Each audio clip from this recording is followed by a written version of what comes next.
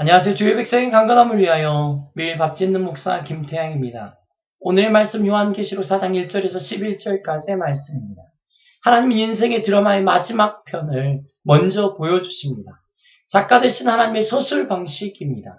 이 마지막 편을 보고도 전혀 지겹지 않는 것이 우리의 인생입니다.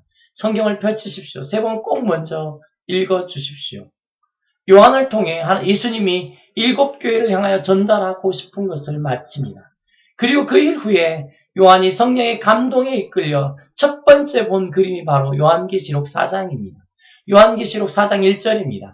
이 일 후에 내가 보니 하늘에 열린 문이 있는데 내게 들은 바 처음에 내게 말하던 나팔소리 같은 그 음성이 이르되 이리로 올라오라. 이후에 마땅히 일어날 일들을 내가 내게 보이리라. 내가 곧 성령에 감동되었더니 이렇게 4장이 시작되었고 전개되었습니다. 나팔소리 같은 음성이 하신 말씀이 무엇입니까? 여러분 밑줄을 쫙 그어놓으셔야 합니다. 이후에 마땅히 일어날 일들입니다. 이후에 마땅히 일어날 일들입니다. 그리고 나서 첫 번째 보이신 것이 무엇입니까?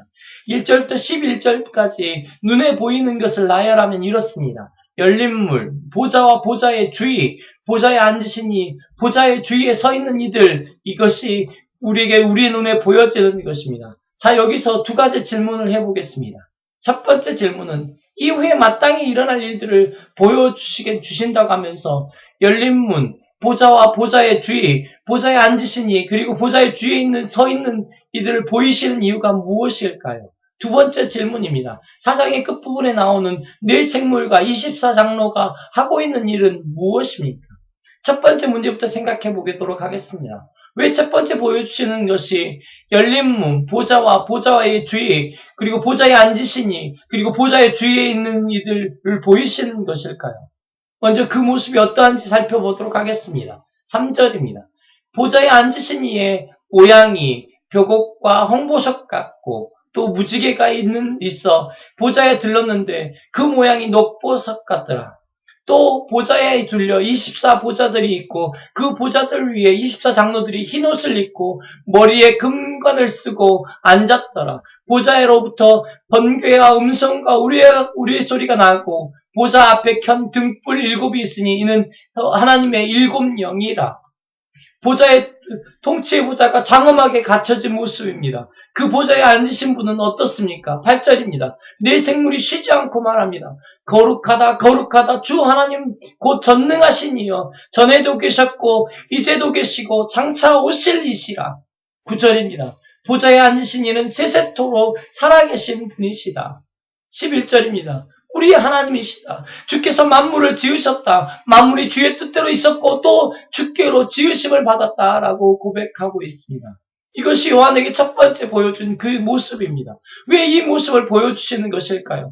우리는 요한계시록을 무서운 책으로 기억합니다. 두려움을 자극하는 책으로 이야기할 때가 많습니다. 그런데 실제로 이후에 일어난 일들의 시작은 보좌와 보좌에 앉으신 이입니다. 이것이 드라마의 첫 장면입니다. 이것을 보이시며 하나님은 우리에게 부탁하시는 것이 이런 것입니다. 드라마의 첫 장면을 잊어버리지 말라는 것입니다. 예, 두렵고 심란한 상황, 캄캄하여 아무것도 보이지 않는 상황 같은 것이 우리에게 있을 것입니다. 그때에도 우리가 잊지 말아야 하는 것은 드라마의 첫 장면에서 보이신 보좌와 보좌에 앉으신 이, 그리고 보좌의 앞에 선 이들입니다. 드라마의 결론을 알고 있으면 주인공이 어려움에 처해 있을 때 긴장감이 있기는 하지만 그것 때문에 심장마비에 걸리는 일은 없을 것입니다. 그것 때문에 좌절하고 절망하는 일은 없을 것입니다. 하나님은 우리에게 이렇게 드라마의 첫 장면을 요한계시록 4장을 통하여 보여주고 있습니다. 두 번째 질문입니다. 보좌의 주위에 선 네 생물과 24장로들이 하고 있는 일은 무엇입니까? 밤낮 쉬지 않고 영광과 존귀와 감사를 돌리는 일이 아닙니까?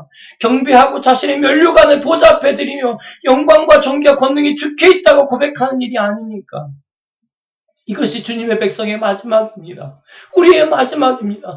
억지로 통제된 예배가 아니라 너무나 자연스럽게 드려진 예배입니다.